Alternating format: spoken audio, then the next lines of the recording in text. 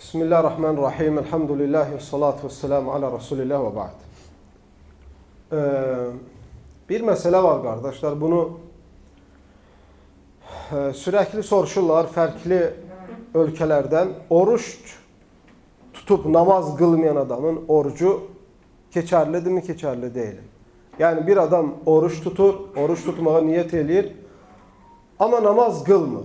Namaz kılanlardan değil. Belə insanın orucu keçərlidir mi, keçərli deyilmi?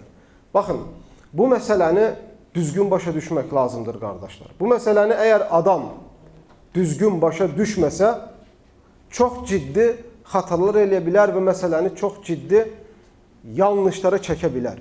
Çünki burada cavablara baxdığım zaman və yaxud da bu məsələyə fikir bildirənlərin bildirdiyi fikirlərə baxdığım zaman və yaxud da o bildirilən fikirləri başa düşmək, onu qavramaq məsələsinə baxdığım zaman çox fərqli yanaşmalar görürəm.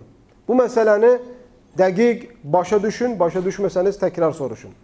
Birinci məsələ, namazla orucu, belə deyək də, bir-birinə bitişik şəkildə görüb, ancaq bu aynadan baxan qrupları var.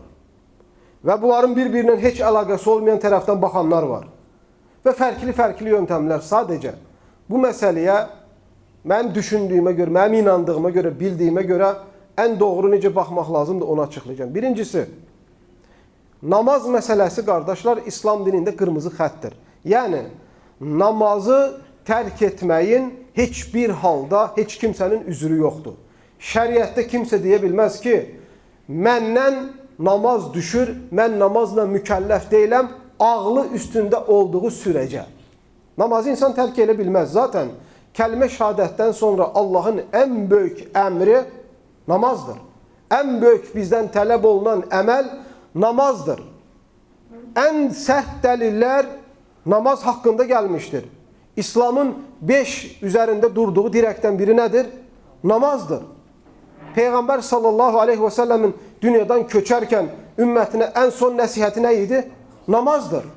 Ən son nəsihəti ümmətinə namazınızdan möhkəm yapışın olub. Peyğəmbər sallallahu aleyhi və səlləm Muad ibn Cəbəli Yəmənə göndərəndə kəlmə şəhadətdən sonra ilk onlara nəyi öyrədin deyib? Namazı öyrədin. Və elm əhli qardaşlar, namazı tərk eləyənin üstündə ixtilaf eləyir. Namazı tərk eləyən insan kafirdirmi? Yoxsa bu adam müsəlman sayılır mı? Görün məsələ nə qədər təhlükəlidir. Peyğəmbər s.ə.v deyir, namazı ayaq üstə qıl. Xəstəsən, yaşlısan, ola bilsin ayaq üstə qıla bilmirsən, otura qıl. Otura bilmirsən, uzana qıl. Uzana bilmirsən, yatan sağ tərəfinə, sol tərəfinə qıl. Su ilə dəstəməz al, su ilə dəstəməz ala bilmirsən, torpaqla təyəmmüm elə. İnsanın orqanında gözündən başqa heç bir yeri qımıldamasa, gözünlə namaz qıla bilirsən. Hərəkətləri beynindən keçirərək namaz qıla bilirsən. Namazı əda eləmək üçün, qardaşa, bir qadağa yoxdur ki. Məsələn, hətta bəzi adamlar var, məsələn, günahlar eləyir. Deyirəm, mən günah eləyən adama mən necə namaz qılım? Qardaş, sən namazını qıl. Günahınla namazları bir-birinə toqquşturma. Namaz ayrı bir məsələdir. Təyyarədə gedirsən, oturla. Oturduğun yerdə namaz qıl. Avtobusda oturduğun yerdə namaz qıl. Qatarda oturduğun yerdə namaz qıl. Elə bir yerdəsən ki, türmədəsən, hardasan, su yoxdur.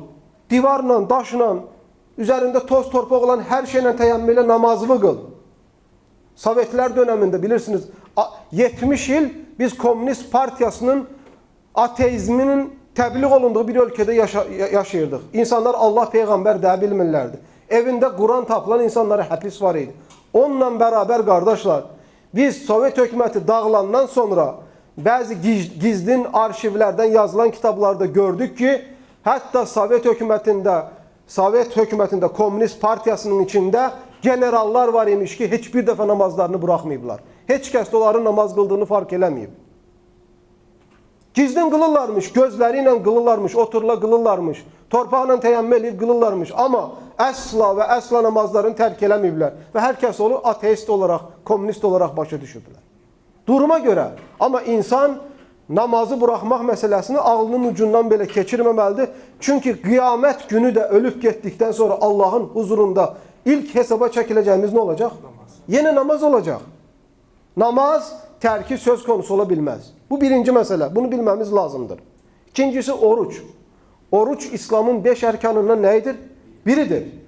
Amma biz yaşadığımız coğrafiyaya baxsaq, buradakı dəvətin üslubuna, dəvətin metoduna baxsaq və elm əhlinin namaz qılmayanın orucu qəbul deyil fətvasını götürsək, biz bu bölgələrdə insanları dəvət eləməyimiz hardasa çətin olacaq.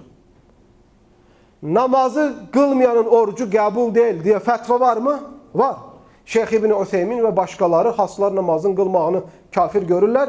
Namazsız orucun da keçməyəcəyini deyirlər. Amma bu bir fətvadırmı? Xeyr. Sən namazın vacibliyini inkar etmirsənsə, hər fürsətdə qılırsansa, amma nəfsəyə yenik düşüb bəzən namazı buraxırsansa, sən oruç tutsan orucun keçərlidir deyən fətvalar da var. Dolayısıyla qardaşlar, bu elm əhlinin fətvalarının başımızın üstündə yeri var tabii ki. Alimlər bunu boşuna demir, dəlil əsasında deyirlər. Amma burada biz yaşadığımız coğrafiyaya baxsaq, biz ancaq bu bir tərəfli fətvanı götürüb desək ki, insanlara təbliğ eləsək ki, siz namaz qılmasanız, sizin orucunuz da batildir. Yəni, insan həyatında İslamla əlaqəli bir xeyr əməl eləmək istəyir. Onun üzünə də bunu biz qapatsaq, bu insanın İslamı anlamağı üçün olan bütün yolları o insanın üzünə qapatmış oluruq.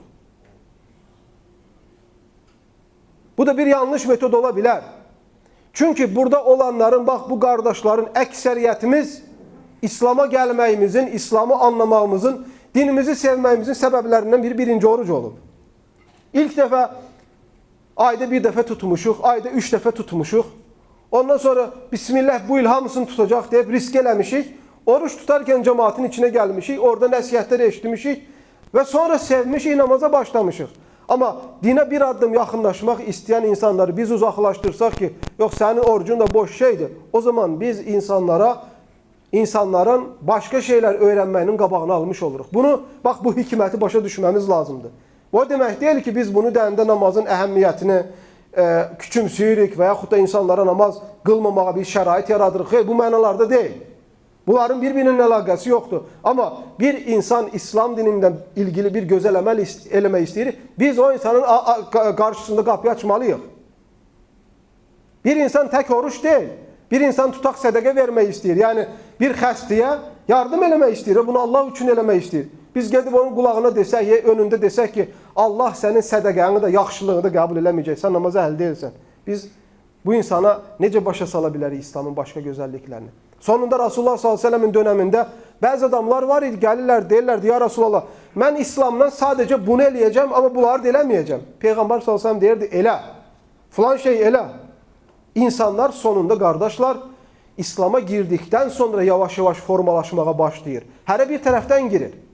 Kimi müsəlmanın əxlaqından təsirlənir, kimi oruçdan təsirlənir, kimi sədəqədən, kimi yaxşılıqdan, kimi hər hansı bir duadan, kimi qıldığı bir namazdan.